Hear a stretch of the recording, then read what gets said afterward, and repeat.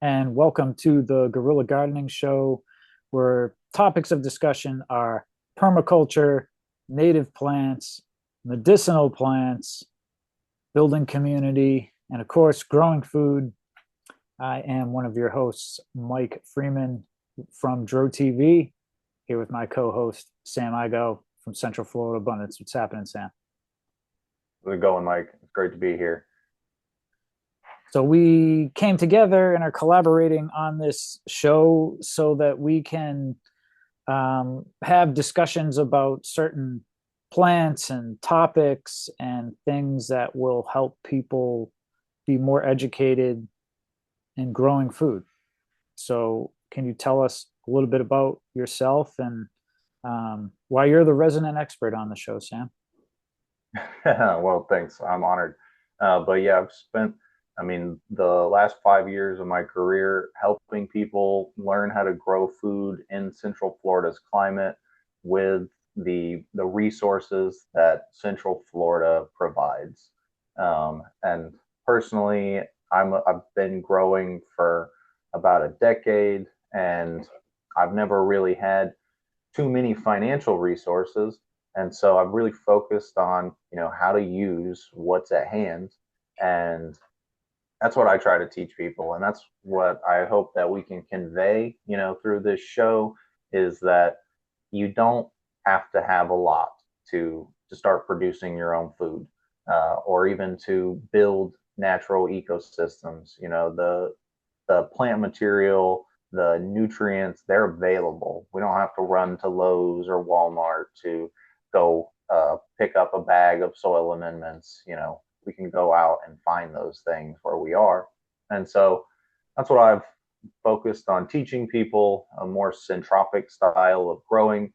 And then where I'm at on my property, I have a small farm that I'm working on. We're on a third of an acre, but we focus on high density, high managed areas. And so we're able to produce quite a lot on even such a small scale. And it's really something that, everybody could do if they have the interest. And so that's what I want to do is just share that information and get it out there, get people growing. Excellent. We linked up 2 years ago now, I think. And Yeah, you wanted me to come check out your garden. It's yeah, come we a did long way. a nice episode that's been on my Mike's in the Garden channel.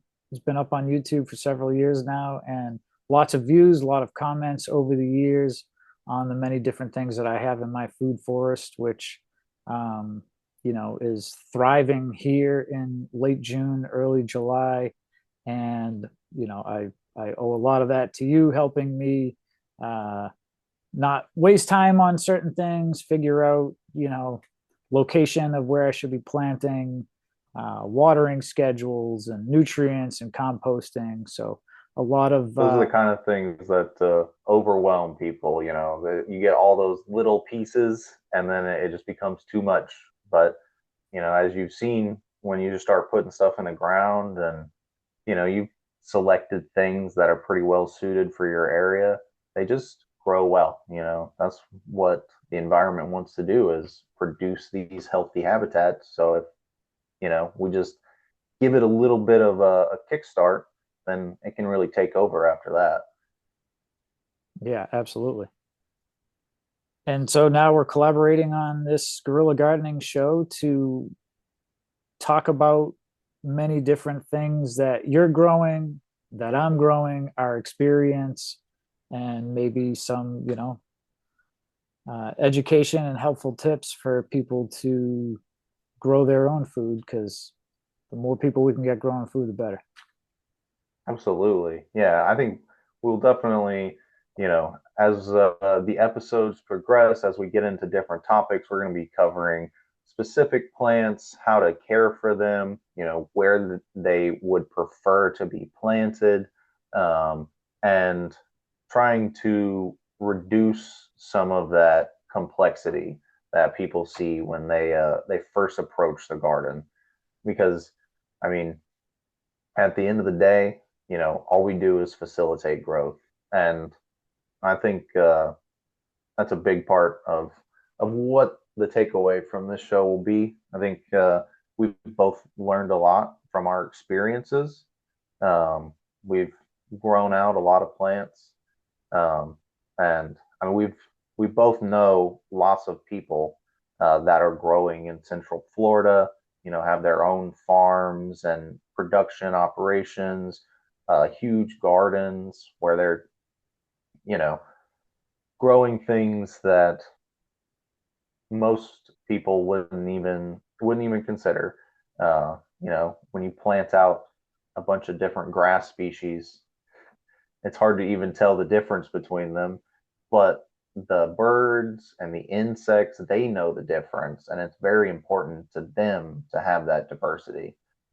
And so, with guerrilla gardening, with smart, mindful gardening, you are selecting species that are just going to be well adapted to the conditions you're putting them in.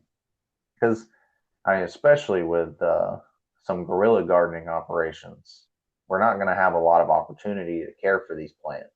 If we're planting things places that we may not be able to come back to, or nobody's going to be able to weed or water, we have to choose the plants that are going to be the most well suited for those conditions. And I've worked a lot with the Native Plant Society here in Florida, mostly to learn about Florida's natural ecosystems and learn how to integrate that back into people's gardens. And I mean, I really see, your garden has become an ecosystem. You're into an area that I'm less knowledgeable on, the avian sector. And I mean, you told me a lot about the birds in your yard. Yeah. What about like what all have you seen since you've started, incorporating, these more diverse species? Have your birds populations changed? Yeah.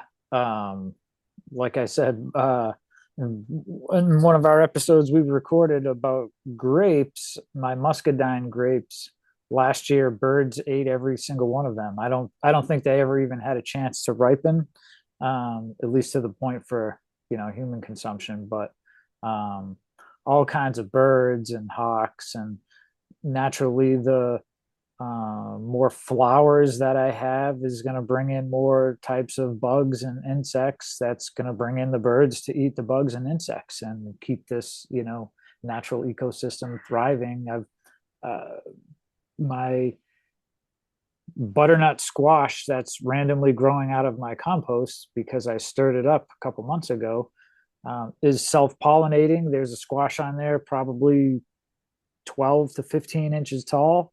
And there's several squashes that are, have already flowered and are fruiting now. So,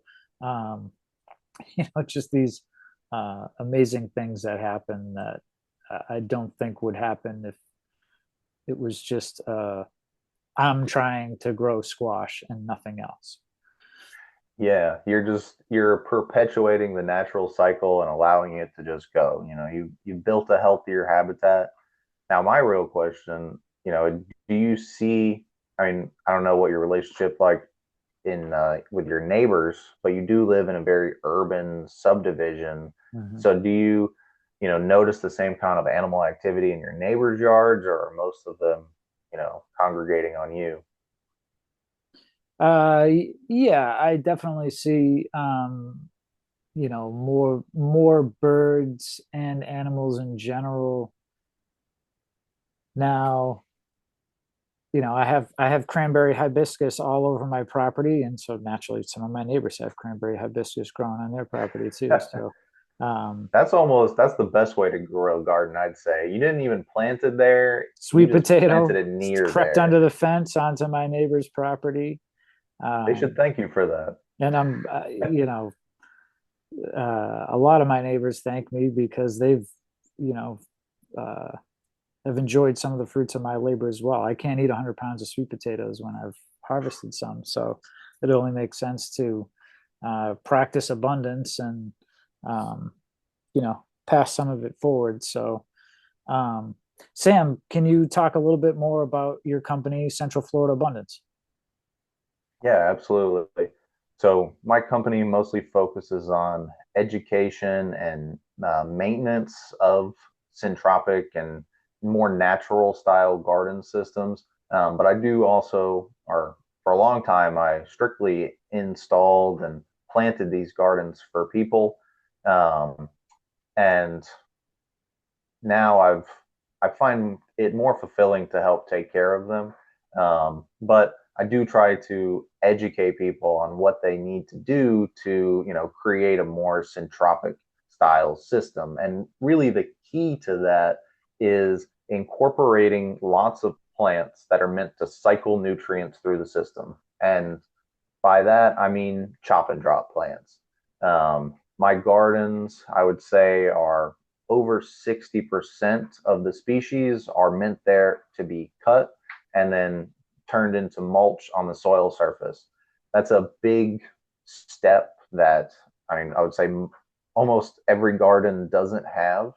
Um, and the the maintenance of it can seem a little daunting, but really what happens is it gets you more involved in the garden, especially if you're not growing, food. You may plant your plants and then water them for a little bit and then not think about them anymore. But, you know, when we spend the time out there in the garden, even just chopping these plants down, it opens our eyes to more observations. Maybe you'll catch some insects before they become a problem. Maybe you'll find a flower that you wouldn't have noticed if you hadn't had to go work in the garden today. But the key is playing a role in the garden. With these chop and drop species, they don't, well, they do chop and drop themselves, just not very efficiently on our time scales. If we left them, in 100 years, it'll probably build a healthy site, but we'd rather have that sped up to, I mean, 2 to 5 years is not unreasonable with good management, from desolate soils. I've worked a lot in urban backyards, where there's essentially no topsoil. The ground has been heavily disturbed and compacted, and nothing's been grown there for a long time. But the once you start, incorporating these plants that are meant to grow with deep root systems that pull nutrients from deep into the ground. They stimulate microbes in the soil. And then when we cut their top growth, all of those nutrients that they've absorbed can then be broken down and feed the microbes again that are around the roots of, in my situation, my vegetable plants. And so, most of my food plants are annuals in my situation. I have a perennial food forest garden that's really just a small piece of my property. My main farm is focused on growing annual produce, and so it takes a lot of nutrient dense soil to really adequately keep those things healthy season after season, especially when we're harvesting a lot and taking those nutrients out of the system. And we do compost what we use in our kitchen, but a lot of our produce will go out, to market or to friends, and then those nutrients are lost to us. And so we use a couple specific species, and they're really just species that are well acclimated for our situation. And that is a large portion of the plants we have. And our maintenance on the farm usually consists of going out, cutting down these grass or shrub species, and then chopping them up or just laying them down around our annual produce.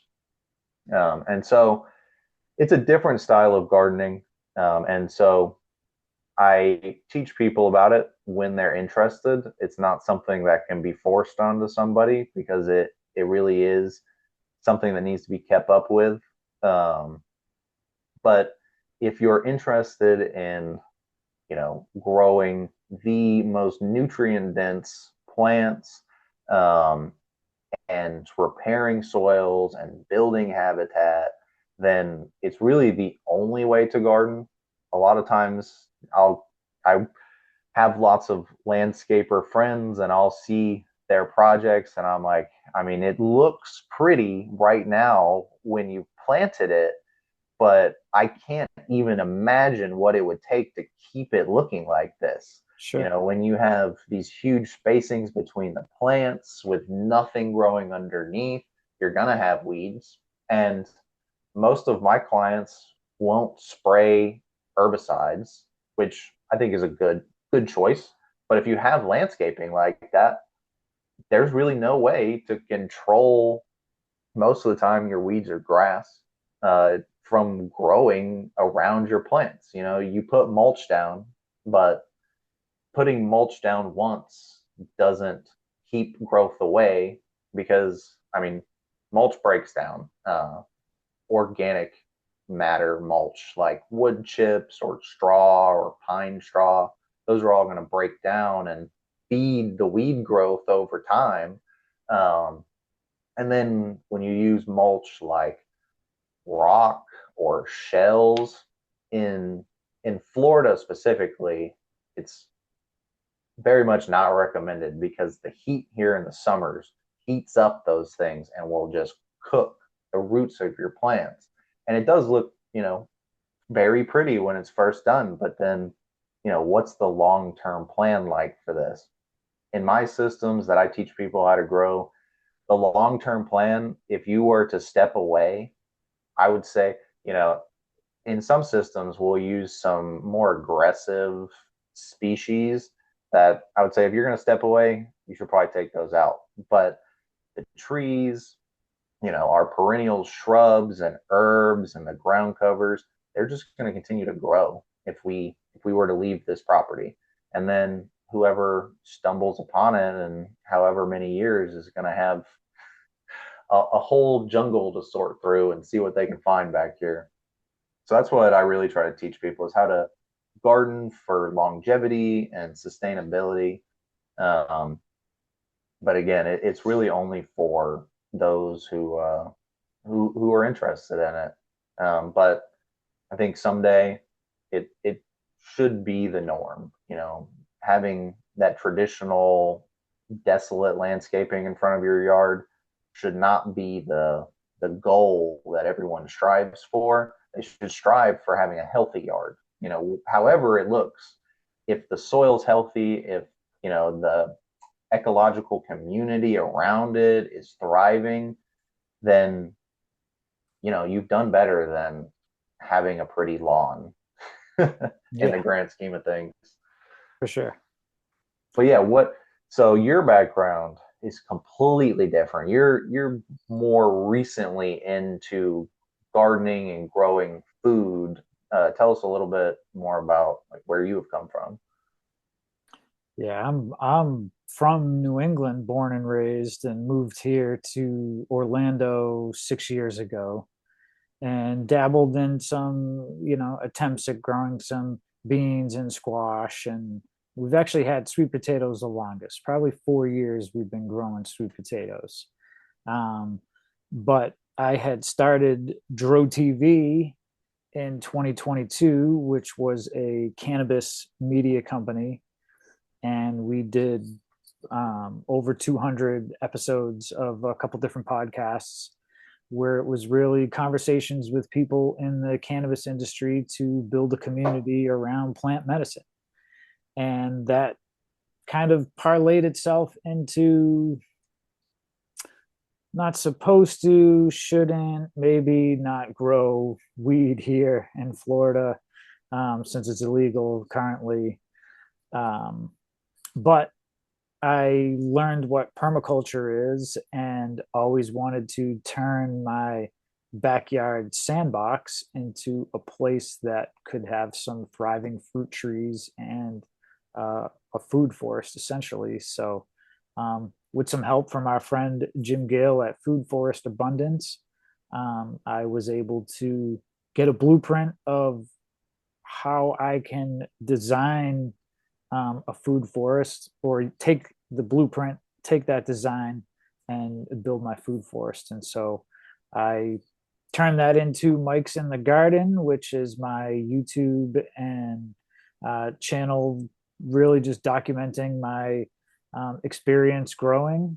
And I was a DJ for 20 years and have a background in radio and television production. And I had a record label, which I'm still a part of, and um, always interested in the media landscape. So I'm really excited for people to watch these episodes.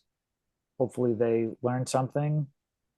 I will say, I hope part of our goal is to, at some point, have like a weekly episode or an episode where people can engage in real time, where we can take questions, answer questions, and really have a start to build a community that way. So um, really excited to get some interviews as well. I think we know some people that can uh, also elaborate on some subjects that we know a little bit about, but they have some knowledge in those areas as well. So Bring in the experts.